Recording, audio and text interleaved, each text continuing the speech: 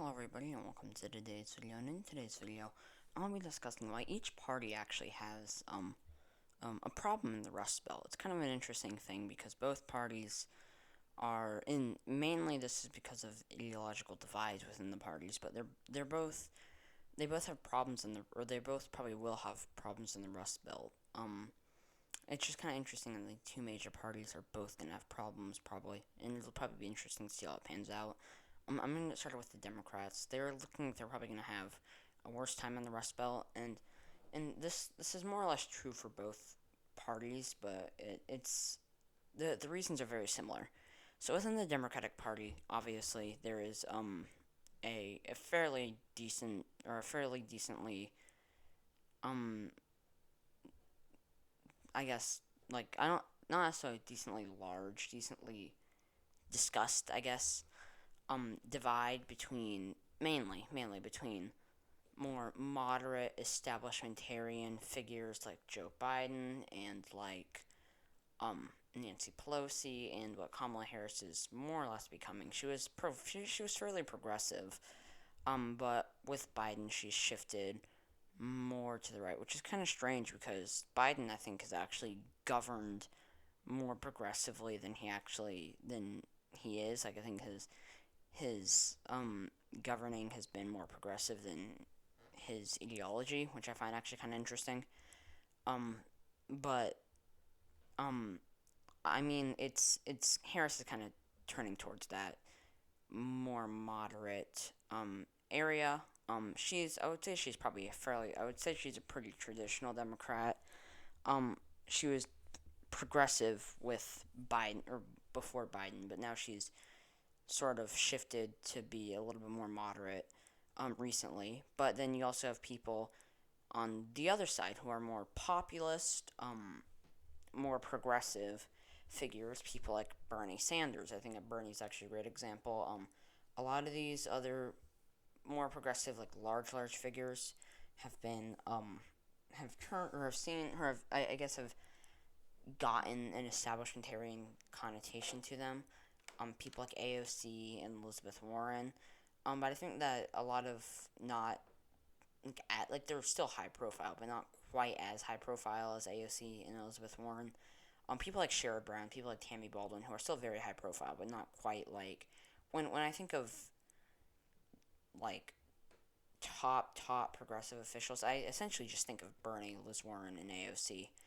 Then it's kind of um because I mean like they're in a larger spotlight. You don't necessarily see the media constantly talking about Sherrod Brown. That's not something that we're gonna see necessarily, or not unless something crazy happens. But or he runs for president, then he's an electoral powerhouse basically. Um, but I see I find this interesting, but we're gonna see problems within the Democratic Party in the Rust Belt because if you nominate a moderate establishmentarian figure, it depends on the figure, but typically they're gonna do better with black voters. Probably do better in Wisconsin, for example, in Milwaukee, Detroit, and Michigan, Philly, and Pennsylvania.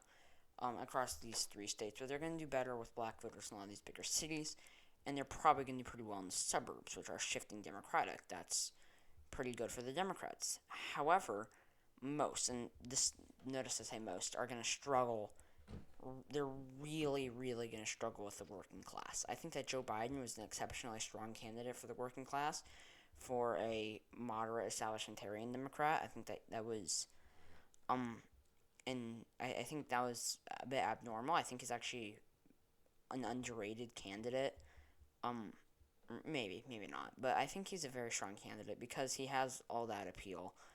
Yet he also has very strong working class appeal, which is just it's a very good thing to have if you have that blue collar working class appeal coupled with that appeal to suburban voters and to black voters. It essentially makes you a powerhouse in the Rust Belt. And he was running against somebody like Trump, who is incredibly strong, but he still was able to carry Wisconsin, Michigan, and Pennsylvania against maybe the strongest, or definitely the strongest Rust Belt Republican, which is it's impressive. It's definitely impressive. But um, if you nominate a populist, somebody like Bernie, for example, you're going to do very well with the working class. You're actually probably going to do fairly decent with rural farmers. However, you're going to really struggle with black voters, and you're going to struggle in the suburbs, which it's going to hurt you. Because, I mean, like, black voters make up a fairly decent chunk of the electorate, and suburban voters, that's one major demographic shifting towards the Democratic Party, which is maybe the best thing they have going for them right now.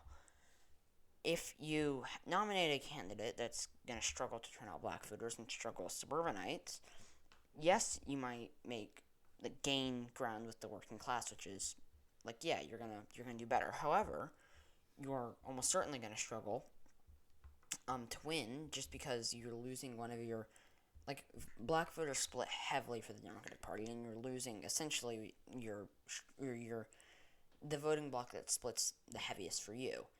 Plus, you're also not going to have that added, essentially almost given bonus, or almost essentially given gain with suburbanites, which is probably going to hurt you.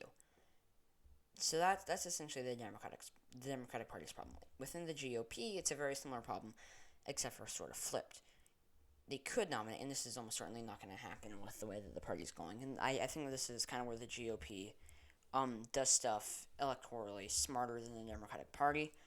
But they could nominate, like, you could nominate a moderate, traditional Republican, establishmentarian moderate, someone like Mitt Romney, and that's not going to happen. First off, that's almost certainly not going to happen. But if you do that, you are going to definitely do better in the suburbs, which is definitely a bonus. But other than that, I mean, like, you don't really have anything going for you. You're still weak with black voters. You're still weak in the suburbs, or you're still weak with the working class. You're incredibly weak with the working class.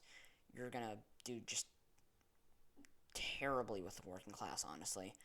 And you're going to struggle to turn out rural voters, which is like your biggest demographic. Which, it's not going to happen. We really shouldn't be wasting much time talking about the GOP maybe nominating a moderate establishmentarian. That's essentially, that's not going to happen. It's highly, highly unlikely unless something crazy within the GOP happens. It's almost certainly not going to happen, or at least on the presidential level. Then comes what's probably going to happen is a Trumpist populist.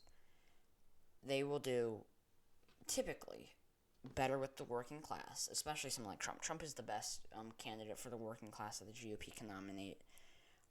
They're the best mainstream, like, big name. Obviously, there's probably some random state senator from, like, some random state that's, sorry, I just hit my mic with, like, my chin or something. That, like, it's probably some random state senator from, like, some random state that's phenomenal for the working class. But generally, the best candidate that they're going to nominate for the working class would be somebody like Trump. But the thing about nominating somebody like Trump is, yes, you very well with the rural voters, and you do very well with the working class. However, first off, you do terribly in the suburbs. They shift away from you, and the suburbs shifting away from the GOP should probably be a bigger concern to them. They don't seem to address it loads. It should definitely be a bigger concern to them.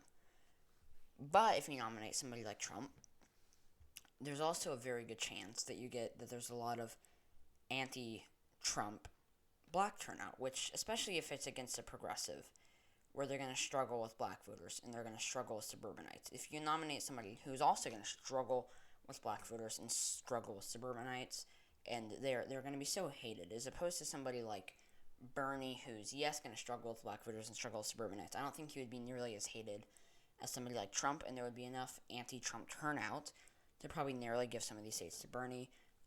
Plus, he's going to be significantly stronger for the working class than Biden. So it's kind of an interesting, I guess, dynamic within these parties. And it's just very interesting to see what's going to happen, or it's probably going to be very interesting to see what's going to happen within this. But these are essentially each party's main struggles within the Rust Belt. So yeah, thank you guys so much for watching this video. If you enjoyed it, please leave a like below. Stay tuned for my next video, whenever it should come up. Please subscribe to my channel if you haven't already. Please comment your suggestions down below. Also, please let me know if you want me to do more of these sort of, I guess, election analysis videos, or not sorry analysis, but analysis of demographics within specific regions and how the parties types of candidates, I guess, that they would nominate could affect how they do and how essentially their struggles with these demographics. So please let me know if you want me to make more of these videos. And yeah, hope to see you all in my next video. Bye.